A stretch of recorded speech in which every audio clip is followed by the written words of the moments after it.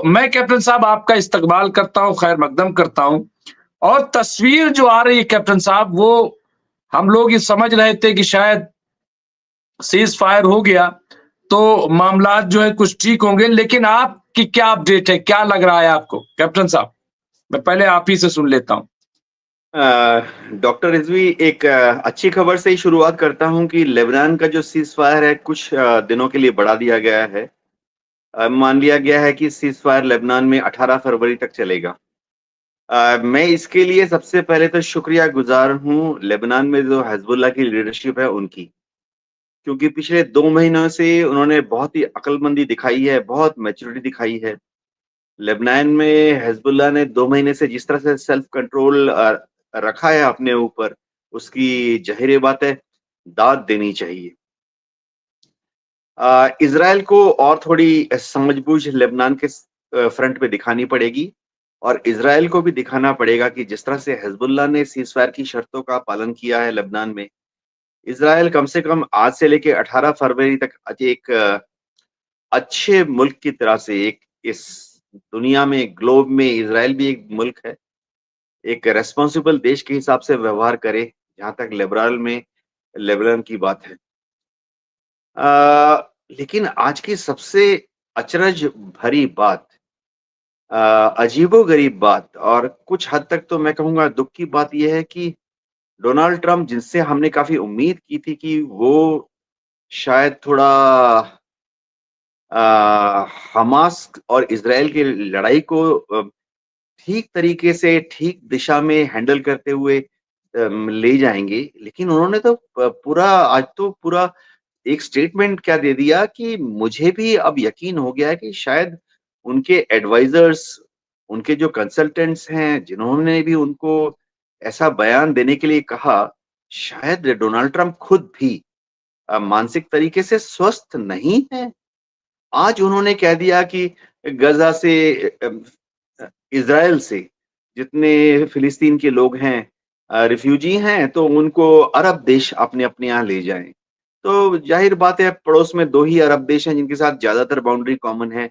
एक इस दक्षिण में, दक्कन में सिनाई और मिस्र का एरिया, और पूरब में जॉर्डन रिवर के इस तरफ जॉर्डन। मेरे को तो अभी तक मैं इस सदमे से उभरा नहीं हूँ कि वो कैसे कह सकते हैं कि इज़राइल से जो रिफ्यूजी हैं अरब, चाहे वो गाज़ा में रह रहे हों या कहीं पे भी रह रहे हों, वो इन अरब देशों में चले जाएँ या ये अरब देश उनको अपने यहाँ अपना लें। मेरे ख्याल से ये बहुत बड़ा नेगेटिव सेटबैक है। ये दिखा रहा है कि डोनाल्ड ट्रम्प को हिस्ट्री के बारे में, सोशल साइंस के बारे में और ह्यूमन वैल्यूज़ के बारे में कोई आइडिया ही नहीं है।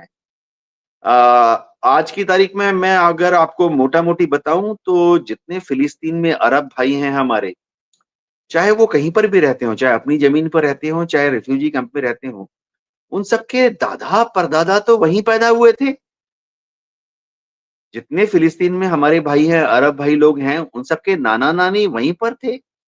उनकी ज़मीन थी, पुश्तैनी घर थे। जबकि आज की तारीख में इज़राइल में जितने ज्यूज़ हैं, उनमें से हर 100 ज्यूज़ में 70 ज्यू ऐसे हैं कि वो इज़राइल में पैदा नहीं हुए थे। उनके माँ-बाप भी इज़राइल में पैदा नहीं हुए थे। उनके, अगर आप एक ज्यू को बोले कि आपके दादा कहाँ रहते थे, दादी कहाँ रहते थे, वो बोलेगा जर्मनी। आपके नाना कहाँ रहते थे, आपके नानी कहाँ रहते थे, तो वो बोलेगा अमेरिका। तो कैसे ट्रम्प ने आज ये बयान दे दिया? लेकिन ज़ाहिर बात है इसका बहुत स्ट्रॉन्ग रिएक्शन आया है मिस्र से भी और जॉर्डन से भी कि ये वाक़ई नहीं हो सकता, क्योंकि इसमें कोई दम नहीं है।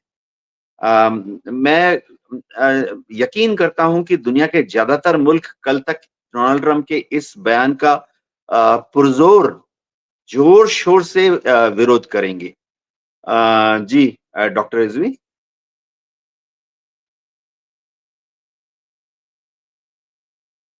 रहा है कि इसकी मुखालफत जो है वो बहुत ज़्यादा शुरू हो गई है और टर्की ने मुखालफत की है, मिस्र ने मुखालफत की है, कई और मुस्लिम ममालिक और सऊदी अरब और यूएई ने भी इसकी जबरदस्त मुखालफत की है। और महमूद अब्बास, जिनको आमतौर से पिट्ठू कहा जाता है, कि वो तो अमेरिका के पिट्ठू है, लेकिन पिट्ठू क्या करेगा? अगर उसे आप ये कहेंगे कि साहब आप अपने लोगों को भेज दीजिए, तो फिर वो क्या करेगा? तो आज उन्होंने भी कहा कि मरना मंजूर है, लेकिन हम अपनी जमीन को नहीं छोड़ सकते। तो ये मतलब अक्ल पहले ये कहा कि इंडोनेशिया इनको भेज दिया जाए। क्यों भेज दिया जाए? तो कहा साहब यहाँ पे चूंकि तामीरी काम होना है, यहाँ पे निर्माण का काम होना है, और उसके बाद वो वापस आ जाएंगे। कैसे आ जाएंगे? और क्या ऐसा ऐसे जो है तामीरी काम नहीं हो सकता? भाई कैंप आरसी बना दिए जाते हैं बड़े बड़े। जो लोग 15 महीने कैंपों में रह सकते हैं, सड़े गले कैंपों में, तो क्या वो 15 महीने 2 साल जो है वो अगर आप इंतजाम कर दीजिए तो रह नहीं सकते? रह सकते हैं। लेकिन मुझे लग रहा है कि ये वही है कि जो हम ग्रेटर इज़राइल की बात करते हैं, जो हम बेन गुरियन कनाल की बात करते हैं, और जो हम कह रहे हैं कि पूरे ये फिलिस्तीन पर असल में कब्जा चाहते हैं। लेकिन कैप्टन साहब, क्या लग रहा है आपको कि ये जिस तरह से रिएक्शन आया है, और ये क्या बचकानी बात नहीं है? आपने बात वो सही कही कि क्या इनके एडवाइजर कौन है, या इनका दिमाग जो है वो काम नहीं कर रहा है, या इनको क्या हो गया है? लेकिन मैं ये कह रहा हूं कि मतलब हंसी भी आती है कि आप दुनिया के ठेकेदार बन रहे हैं, दुनिया के आप इंसानियत के अलंबरदार बनने का दावा करते हैं, दुनिया के एक स्ट्रॉन्ग डेमोक्रेटिक कंट्री होने का दावा करते हैं, लेकिन आप जो लोग रह रहे हैं उनसे कह रहे हैं कि आप वहां चले जाइए, मिस्र में चले जाइए, जॉर्डन में चले जाइए। हाँ? ये मतलब कैप्टन साहब, इसका इंटरनेशनल पॉलिटिक्स पर क्या असर पड़ेगा अगर देखा जाए? इंटरनेशनल जो पॉलिटिक्स है हमारी। डॉक्टर रिजवी, मैं यकीन रखता हूं कि पश्चिमी देश, यूरोप के देश और तो और नेटो के देश भी डोनाल्ड ट्रंप के इस बयान से कोई सपोर्ट नहीं करेगा। उल्टा इससे खिल्ली भी उनकी उड़नी शुरू हो जाएगी।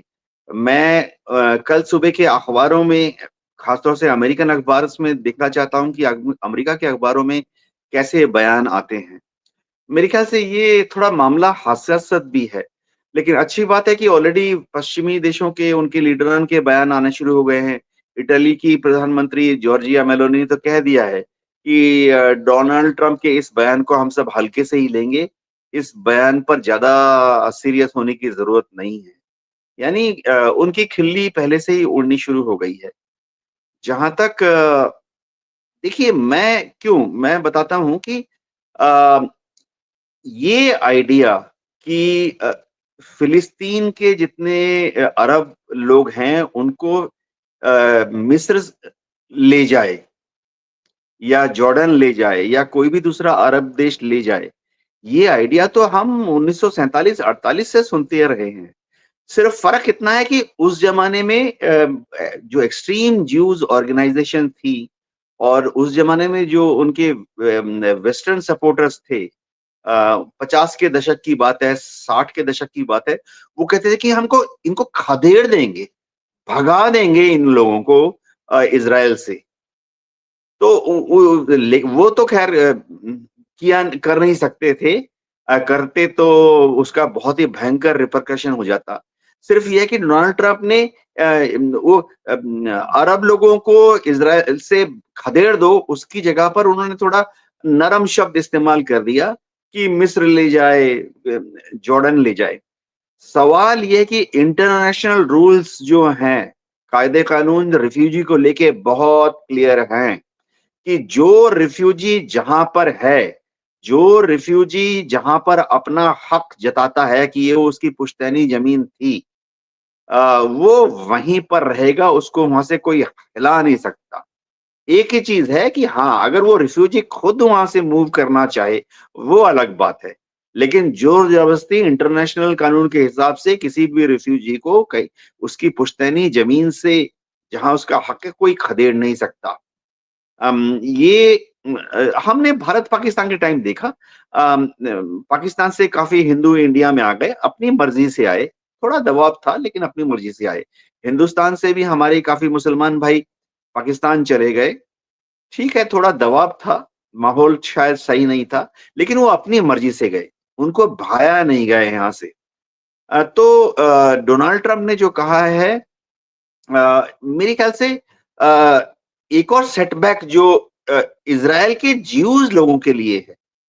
कल अगर इसी बयान को मैं उल्टा कर देता हूँ, मैं अगर किसी पावरफुल अरब मुल्क का पावरफुल नेता होता, समझिए मैं अगर तुर्की का लीडर होता, एर्दोगान साहब ने बोला नहीं, मैं अगर तुर्की का बड़ा राजा होता, तो मैं तो आज उसी बयान का उल्टा बयान कर देता कि ज्यूज लोग इज़राइल में रहते नहीं थे। ये जो ज्यूज हैं, ये तो सारे दुनिया से जमा किए गए हैं और फिर पिछले 60 साल में, 40 साल में, 20 साल में ये ज्यूज जो हैं, वो दुनिया भर से जाकर इज़राइल में सेटल हुए हैं। इनको वहां से निकालो, क्योंकि वहां उनकी पुश्तैनी जमीन नहीं है। डॉक्टर रिजवी, मैं आपको आइडिया देता हूं, करीबन 450 ज्यूज तो भारत से गए हैं इज़राइल में सेटल होने के लिए पिछले 40 साल में। और तो और कुछ उन्होंने तरीका निकाला, पता नहीं मणिपुर, नागालैंड में भी जाकर उन्होंने बोला कि वहां करीबन 150 ज्यूज हैं, तो मणिपुर से भी ठीक है, 150 ज्यूज जो हैं वो माइग्रेट होकर इज़राइल जाकर सेटल हो गए। तो मैं अगर किसी अरब मुल्क का पावरफुल लीडर होता आज की तारीख में, मैं कहता कि ये सारे जो ज्यूज रह रहे हैं इज़राइल में, ये तो वहां बिलोंग नहीं करते, इनकी तो वहां जमीन, पुश्तैनी जमीन ही नहीं थी। इनको निकालो, इनको खदेड़ो, इनको इज़राइल से भगाओ। जी, डॉक्टर रिजवी।